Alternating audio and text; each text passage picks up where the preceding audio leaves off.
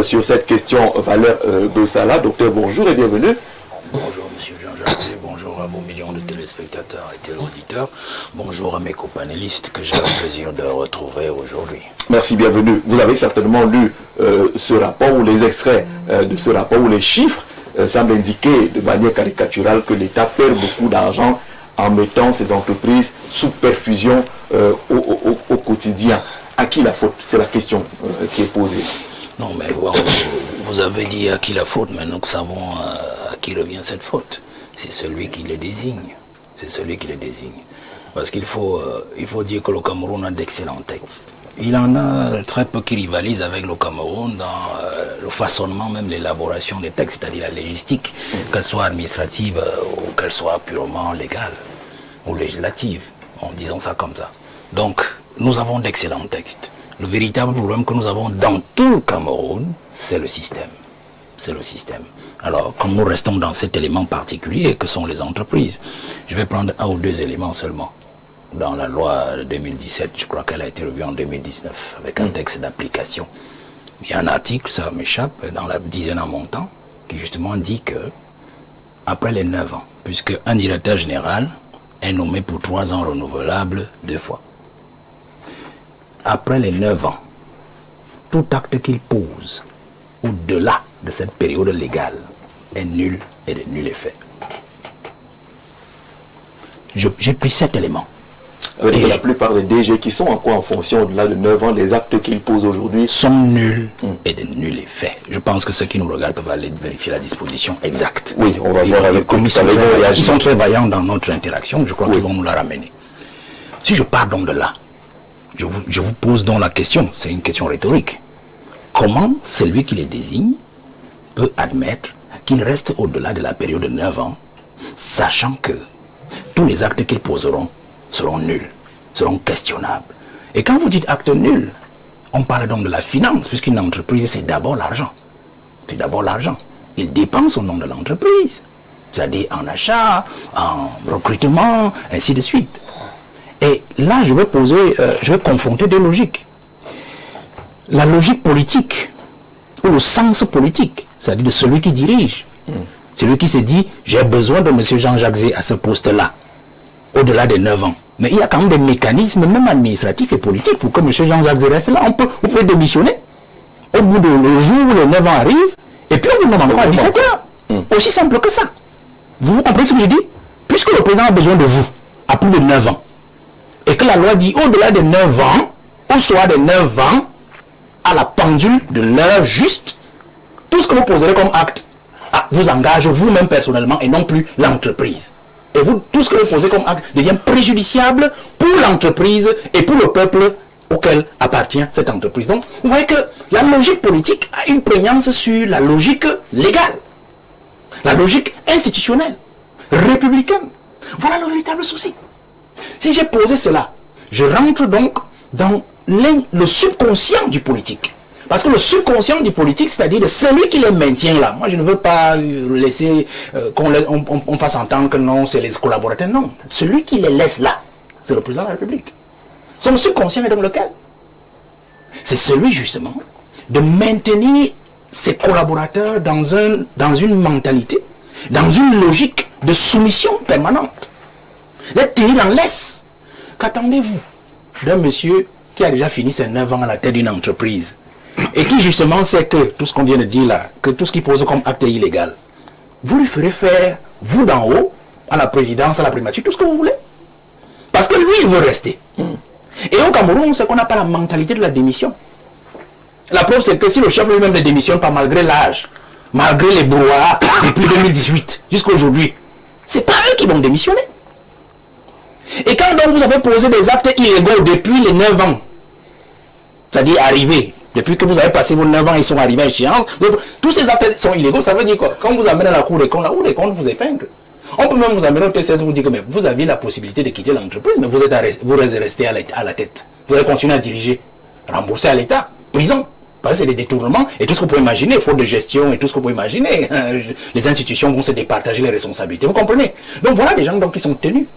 Et à la fin, on se retrouve à gruger les caisses de l'État. Parce qu'on a eu quand même un chef d'entreprise Je crois que c'était...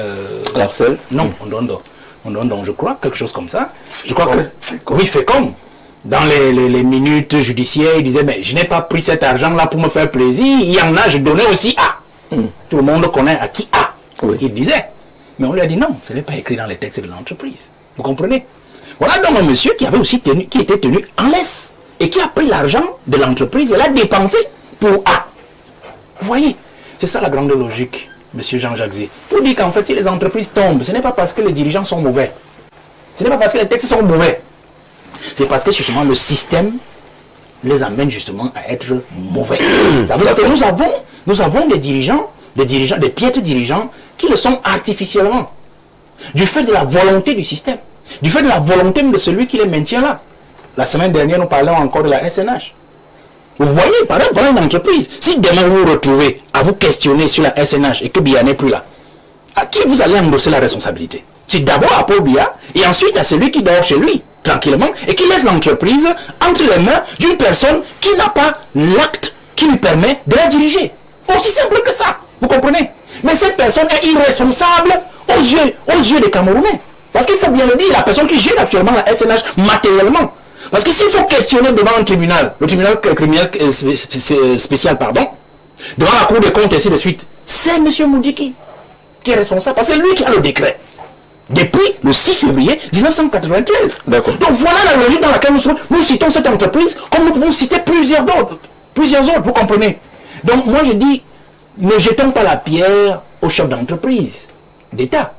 Parce que toutes les entreprises d'ailleurs, même disons-le comme ça, n'ont pas une vocation, les entreprises d'État n'ont pas vocation à faire des bénéfices financiers. Je vais aborder cette question avec tout le monde. Donc, moi je reste sur, il a dit profitabilité, moi je préfère le terme. Parce qu'il y a une profitabilité financière, il y a une profitabilité même des services publics, il y a une profitabilité sociale. Je vais aborder cette question-là. Donc il y a toujours un bénéfice, mais qui n'est pas toujours financier. Mais nous restons sur le fait qu'elles consomment les ressources de l'État.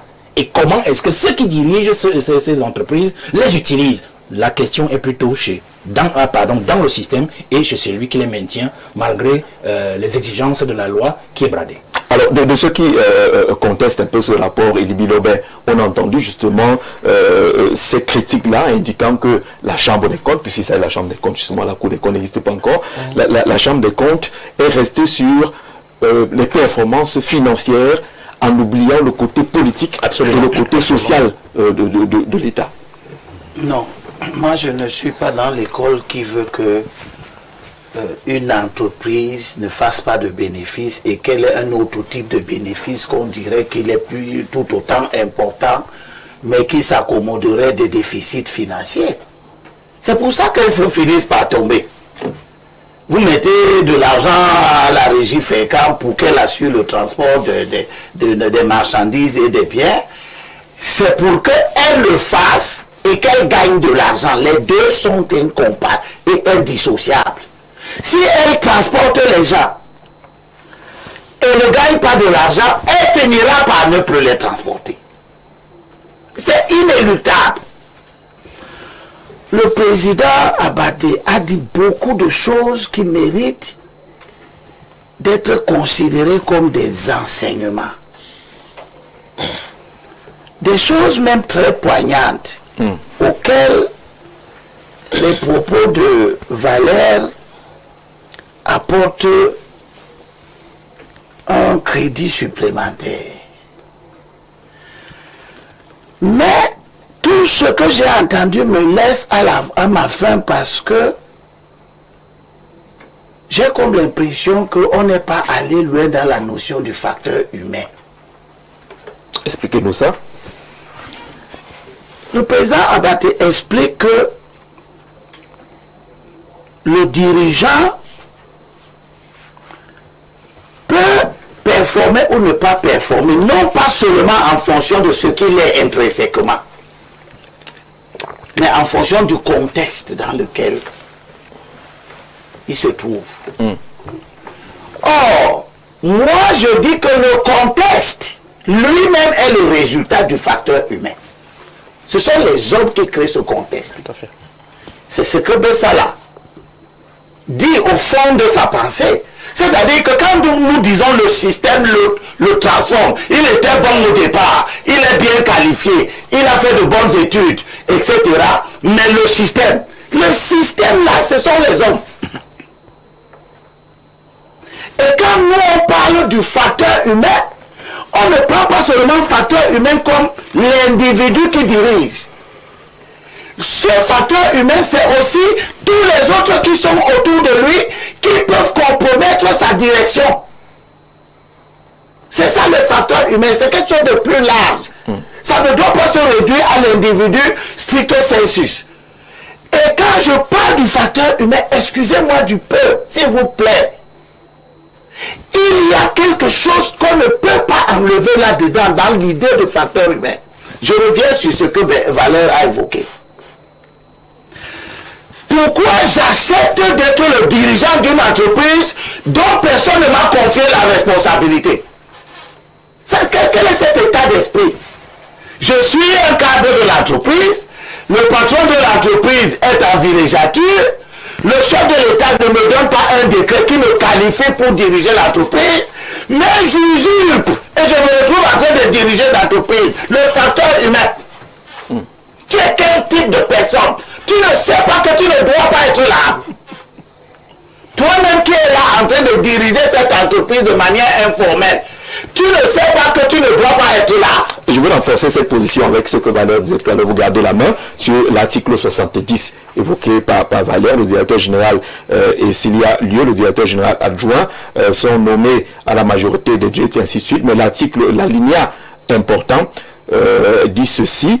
Dans tous les cas, les mandats cumulés du directeur ainsi ne excèdent pas 9 ans. Les actes pris, alinéa 4, par le directeur général ou le directeur général adjoint au-delà de la durée prévue à l'alinéa 3 ci-dessus sont nuls et de nul effet. Donc il a dit la vérité. C'est clair, c'est écrit. Je pose donc la question. 70 alinéa. Vous savez, excusez-moi de ramener ça peut-être. Merci Alex Mban qui m'a rapidement ce lien. Voilà, à ma petite modeste personne. Quand j'étais conseiller municipal, en 2013-2018, le chef de l'État prorogeait les mandats. Oui. Moi, je suis contre la prorogation des mandats. J'estime que les raisons pour lesquelles il est en train de proroger les mandats ne sont pas pertinentes. Je démissionne. Je quitte cette affaire. Parce que le mandat est arrivé jusqu'à 2020. Le mandat est arrivé jusqu'à 2020. Oui.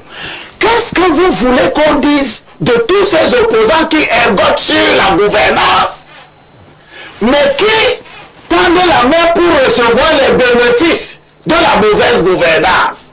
Vous voulez parler de ceux qui sont élus, par exemple? Non, je veux parler de ceux qui ne démissionnent jamais et qui restent là, mais qui se plaignent malgré les problèmes.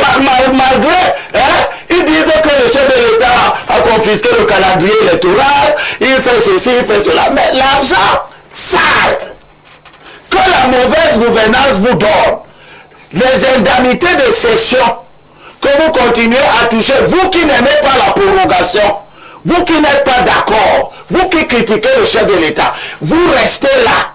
Parce que si tous ceux qui critiquent le chef de l'État partaient, peut-être se seraient-ils rendus compte qu'il y a quelque chose. Vous qui êtes à la SNH, en train d'accepter, moi et Limbilo, mais je ne peux pas être un cadre de la SNH. Quelqu'un qui n'a pas le décret du chef de l'État me donne des ordres. J'accepte ça. Je refuse. Et il ne m'arrivera rien. Quelqu'un ne peut pas être... Personne ne va nommer directeur général de la SNH. Cette femme se retrouve en train de diriger la SNH. Et les gens qui sont ses collaborateurs d'hier, qui savent très bien qu'elle n'a pas un décret du chef de l'État qui devrait la mettre là. D'accord. Ils se plient à ces injonctions. Ils écoutent. Le facteur humain, c'est quel type de cadre ça? Vous êtes quel type de cadre d'une grande entreprise publique que quelqu'un est en train de diriger sans avoir la qualité? D'accord. Vous êtes quel type de cadre? Vous êtes des contributeurs à ce que nous sommes en train de dénoncer. Dans la question de à qui la faute, on a compris cette partie de la réponse là. Peut-être que. Donc je remets ça à la fin. Quand je parle de facteur humain, j'insiste que les gens voient toute la dimension de ce que cela suppose. Parce que les gens acceptent des situations qui sont moralement inacceptables, intellectuellement intenables, mais ils les acceptent. Tu sais que tu as déjà fait 9 ans, non? Tu sais que la loi, ou bien c'est un décret, prévoit que tu ne dois plus être là. En l'an de 2017. Bon, comme le chef de l'État est mauvais, comme il est incompétent, comme il n'a pas encore eu le temps de penser que tu as déjà fait 9 ans, toi-même tu n'estimes pas que tu dois partir. D'accord, merci. Tu estimes que tu dois rester là. Hubert Otel, sur cette question, réaction rapide avant la prise de parole du professeur. Alors, moi, je voudrais dire que, justement, nous tombons dans la dérive du débat qui veut qu'on oublie ce que la Chambre des comptes a dit, a highlight. Et moi, je vais rester purement technique. Et je vais dire ceci. Vous ne pouvez pas dissocier la rentabilité des capitaux propres à la performance d'une entreprise. Et vous ne pouvez ne pas tenir compte des dividendes qui doivent être reversés par les entreprises publiques à l'État investisseur. Oui. Parce qu'il s'agit d'abord de l'État investisseur qui a consacré des revenus à ces entreprises-là. Par conséquent, lorsque ces entreprises sont performantes, sont rentables sur le plan financier, elles participent également à la stabilité budgétaire de notre État pour lui permettre de faire face à ses engagements. Et vous ne pouvez ne pas non plus regarder l'efficience opérationnelle, c'est-à-dire que les coûts qui sont consacrés aux services rendus, aux services attendus. Exemple, lorsque vous prenez une entreprise comme Camoteur ou alors Eneo, le service rendu c'est d'avoir de l'eau et de l'énergie pour l'autre. Et vous ne pouvez ne pas analyser les coûts qui sont engagés pour qu'on puisse satisfaire ce besoin-là qui est d'avoir de l'eau pour tous les Camerounais, d'avoir de l'énergie pour tous les Camerounais.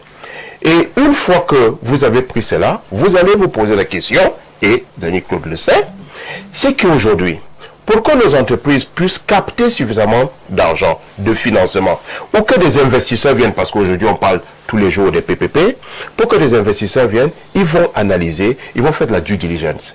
Et dans la due diligence, et ça va rejoindre ce que vous avez dit tout à l'heure, dans la due diligence qu'ils vont faire, ils vont faire l'analyse des risques. Et dans l'analyse des risques qu'un investisseur va faire, qu'il soit un investisseur institutionnel, un investisseur privé, qui veut participer à la croissance du Cameroun, au financement de notre économie, il va regarder le risque juridique. Et le risque juridique n'est pas seulement le risque de nos juridictions, du contexte judiciaire dans lequel nous évoluons. Est-ce que les décisions sont bien rendues? Est-ce que les décisions vont bien être rendues? Est-ce que je vais recouvrer mon argent? Le risque juridique, c'est aussi, quand vous allez ouvrir un compte en banque, et que vous êtes dirigeant d'une entreprise, on vous demande les statuts. La conformité voudrait que la banque s'assure que vous avez qualité pour ouvrir le compte et que vous avez qualité pour le gérer. Et cette qualité, elle a été donnée soit par les statuts, soit par le conseil d'administration, si vous êtes dans une entreprise, un conseil d'administration qui va vous autoriser à ouvrir un compte. Donc, l'un des risques qui va être évalué, c'est il est corrélé sur le business profile. S'assurer que la personne qui est là a effectivement la capacité, la qualité de pouvoir agir au nom de l'entreprise. Donc, sans que ça ne devienne un débat de personnes, par exemple, puisque vous parlez de la SNH, on doit pouvoir analyser est-ce que les conditions, parce que jusque-là, nous ne sommes pas sûrs que Mme Moudjiki n'a pas reçu peut-être une dérogation, une délégation quelconque, dans les administrations. Mais, au niveau de l'image, au niveau du risque réputationnel qui est envoyé, il y a un problème que le directeur général de la SNH, qui a été nommé par un décret présidentiel, soit physiquement absent, puisqu'on ne le voit pas beaucoup, et que ce soit plutôt un agent, fût-il un cas de la maison, fût-il, en plus, épouse, qui peut poser un problème de conflit d'intérêts et qui renvoie donc un autre risque au niveau des investisseurs, au niveau de la gestion de l'entreprise. Donc, quand on va regarder la performance de l'entreprise, on doit rester technique et ensuite, on doit pouvoir sortir le débat et je suis d'accord là-dessus que un dirigeant qui reste au-delà d'une période, au-delà même de la période légale, pose le problème du renouvellement des compétences et du dynamisme d'une entreprise. Rester 20 ans au même poste, sauf quand c'est votre propriété personnelle, mais rester 20 ans sans renouvellement, sans partir ou peut-être aller voir ailleurs. D'ailleurs, les compétences. Être compétent, c'est avoir plusieurs expériences. C'est avoir plusieurs expériences qui sont mises à la disposition de l'entreprise que l'on sert. Et pour cela, il peut y avoir, et je finis, tout simplement ce qu'on appelle la compétence sectorielle aussi. C'est-à-dire que la compétence sectorielle, c'est parce que vous avez exercé des missions similaires, semblables, dans peut-être le même secteur ou alors des secteurs parallèles et qui vous permettent d'avoir donc une compétence et une autorité quand vous devez impulser les politiques de management et de gestion d'une entreprise. 30 secondes de précision technique. J'ai oublié de préciser deux choses. Première, concernant le rapport de la Chambre des comptes. Il faut dire quand l'État, parce que, comme j'ai dit, ce débat est un peu dévoyé. Quand un État prend des participations, fait des prises de participation, et par exemple 2000 milliards, et qui n'a que 50 milliards de dividendes, ça ne veut pas dire que les 2000 milliards sont perdus. Hein, okay? Parce que, en fait, un actionnaire gagne de deux manières, par les bénéfices et par les plus-values des extractions. Ça veut dire que si l'État, par exemple, qui a acheté la Société Générale, qui a repris la majorité des parts de la Société Générale, une banque qui est devenue aujourd'hui, par le contrôle, une banque contrôlée par l'État, l'État demain peut sortir du capital pour revendre, je ne sais pas combien et récupérer même le double de ce qu'il a investi. Donc, il faudra vraiment être nuancé dans ce débat. Les 2000 milliards. L'autre chose qui est importante que je voulais dire rapidement à Lindy Lobé et à Bessala qui m'ont compris, moi, si on a bien compris, un dirigeant ne devrait même pas faire, n'est pas obligatoirement obligé de faire, un dirigeant n'est pas obligé de faire 9 ans. Parce qu'il ne faut pas parler comme si il faut absolument que si tu es nommé, tu fasses les 9 ans. Dans ma logique, dans la logique du conflit, un dirigeant ne doit faire de 9 ans que s'il a été successivement performant. Mais si déjà pendant les 9 ans, qui sont 3 ans en réalité renouvelables, je pense 2 fois, si on n'a pas appris à le sanctionner pour ses performances, c'est pas au bout de 9 ans qu'on va le sanctionner. Donc il faut commencer au départ. Il y a des dirigeants qui ne devraient même pas faire plus de 2 mois même, plus de 2 mois, sur la base des résultats de l'entreprise et du fait qu'ils n'ont pas atteint les objectifs que le propriétaire, l'État, les a assignés. Merci. Alors, professeur, peut-on rester seulement technique lorsqu'on parle des entreprises publiques, lorsqu'on sait que l'État gère le social, le politique, les équilibres et autres, notamment ça se voit au niveau de nos entreprises où on cherche à une représentativité, on a l'impression que c'est une extension du gouvernement. Lorsque tous les portefeuilles sont pris, on commence à regarder au niveau des directions générales à quelle communauté on peut donner. Est-ce qu'on peut analyser les performances en restant sur des aspects purement techniques? Bien sûr que non, on ne peut pas rester technique. Pourquoi? Parce qu'on ne peut pas examiner la sphère des entreprises publiques et parapubliques au Cameroun sans l'inscrire dans une histoire des institutions politiques et économiques. L'État du Cameroun est un État de succession coloniale qui a dû faire face au moment où il accède à l'indépendance légale à un sérieux déficit en termes d'opérateurs capitalistes et qui va donc mettre en place un certain nombre de structures pour essayer de conduire le développement du Cameroun suivant une logique d'interventionnisme économique. Une partie de cet interventionnisme économique consistera à créer une classe d'hommes d'affaires à travers un certain nombre de mesures, des mesures fiscales, des mesures commerciales et autres. De l'autre côté, l'État va mettre en place donc des pavillons économiques et ce sont ces pavillons économiques qui correspondent donc aux entreprises publiques et parapubliques, quel que soit leur statut juridique. Bien entendu, les conditions économiques du monde ont évolué et cet État interventionniste a dû faire face avec la montée de la logique de l'ajustement structurel à de nouvelles rationalités économiques. Ce sont ces rationalités donc d'adaptation au régime dominant, qui est le régime néolibéral, qui vont donc produire de nouveaux standards en termes de management. Il y a également des évolutions du droit interrégional, notamment du droit OHADA, qui doivent être prises en compte. Le problème qui se pose ici, c'est donc le conflit entre plusieurs rationalités. Et la rationalité qui consiste et qui persiste de manière dominante, c'est ce qu'on peut appeler la ratione supremitatis, c'est-à-dire en raison de la souveraineté. Parce que les juristes du président de la République vous font valoir que la Constitution permet au président de nommer aux emplois civils et militaires. Et dans ces emplois civils et militaires, il y a les emplois qui correspondent donc aux fonctions de président de conseil d'administration, de président directeur général, d'administrateur directeur général, de directeur général et de directeur général adjoint. Ça, c'est le régime ancien. Mais c'est un régime qui est légitimé par la Constitution. Je ne vous dis donc pas, puisqu'il y en a certains qui me querellent sur les questions, parce qu'ils ne comprennent pas grand-chose, sur les questions d'ordonnancement du droit. Est-ce qu'ils vont donc discuter que la loi constitutionnelle est au-dessus de tous les autres textes? Maintenant, de manière rationnelle, il faut faire évoluer les choses. Ça veut dire que la ratione supremitatis, en raison de la souveraineté, la rationalité de la souveraineté, doit évoluer pour intégrer, pour mieux intégrer une autre rationalité. Ratione commoditas, c'est-à-dire la rationalité de la commodité et de l'utilité, qui précisément a conduit à mettre en place un certain nombre d'instruments normatifs pour s'assurer que ces entreprises publiques et parapubliques doivent évoluer.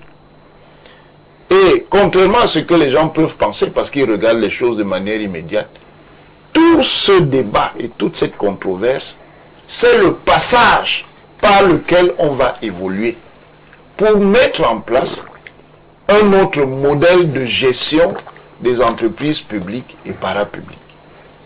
La société évolue aussi comme ça. C'est-à-dire que le débat n'émerge pas pour rien, quelles que soient les positions qu'on a dans ce débat. Ce débat-là, c'est ce qui va donc permettre de faire évoluer les choses.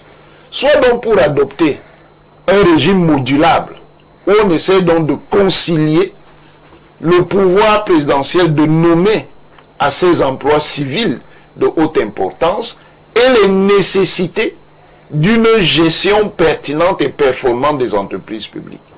C'est-à-dire, s'il y a donc des conditions au niveau réglementaire qui doivent, et légal, qui doivent permettre que l'on change le leadership des entreprises, on peut le faire à la fois en conformité avec ces textes et en conformité avec le pouvoir de nomination. D'ailleurs, en pratique, ça se fait déjà d'une certaine manière. Ça veut dire qu'à l'intérieur de l'entreprise, il y a une redistribution du pouvoir qui peut être donc à ce moment approuvé par le président de la République. C'est vers ce modèle-là qu'on va évoluer.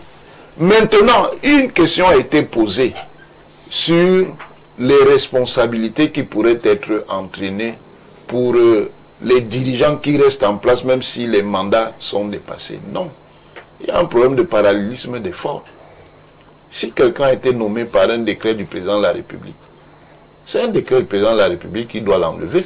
Maintenant, il apprécie. Mais ceux qui sont partis n'ont pas attendu un décret. Attendez, je n'ai pas fini. Il apprécie, d'un point de vue moral, pas légal, l'opportunité pour lui de rester en place pour qu'il soit enlevé comme il a été nommé, ou s'il choisit de démissionner de ses fonctions.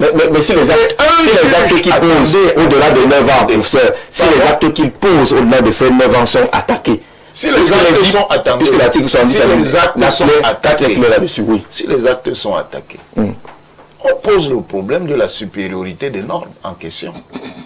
Si c'était une autre loi simplement,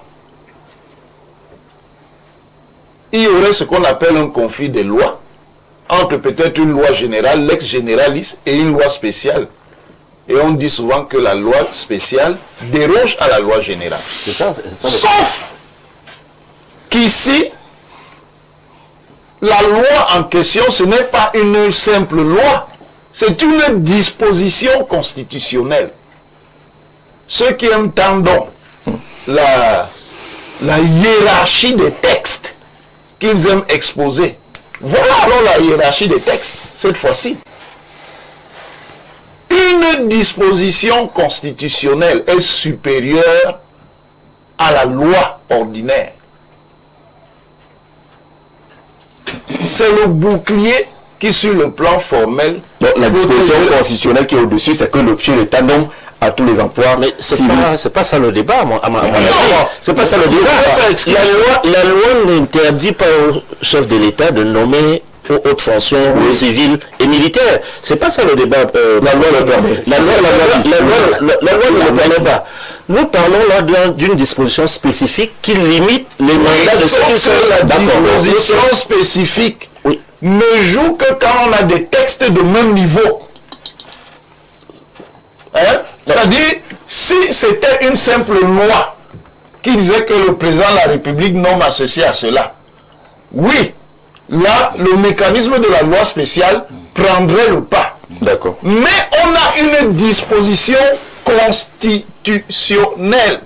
C'est là où nous ne sommes pas d'accord. Non, c'est pas un problème. C'est là où nous ne sommes pas d'accord. Parce que nous ne mettons pas en cause la disposition constitutionnelle qui donne la prérogative au président de la République de nommer. Ce n'est pas de ça qu'il s'agit. Ce dont nous parlons ici, il ne me semble pas que la Constitution légifère sur les questions des mandats des dirigeants. Il me semble pas. Nous sommes d'accord. Voilà. Donc, du moment où il y a une disposition qui n'est pas dans la... Parce que je suis d'accord avec votre raisonnement théorique spécial, professeur, je suis voilà. Mais nous disons ici que la disposition qui limite ou qui renouvelle les mandats des dirigeants n'est pas une affaire constitutionnelle. Ce n'est pas la Constitution ne règle pas. C'est que le principe, l'ex spécialiste dérogatoire, les généralistes, ne joue que quand on a des textes qui sont de même niveau, c'est-à-dire des lois au sens strict. Là, on a une disposition constitutionnelle qui est clairement au-dessus.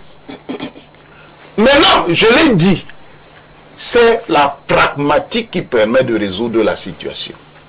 Ça veut dire qu'il faut donc maintenant trouver un régime de modulation qui va permettre de respecter le pouvoir de nomination du président et le respect des dispositions de la loi spéciale qui permet de favoriser la performance des entreprises publiques et parapubliques. D'accord, on a pris comment on préparait cette émission. Vous avez réagi tous.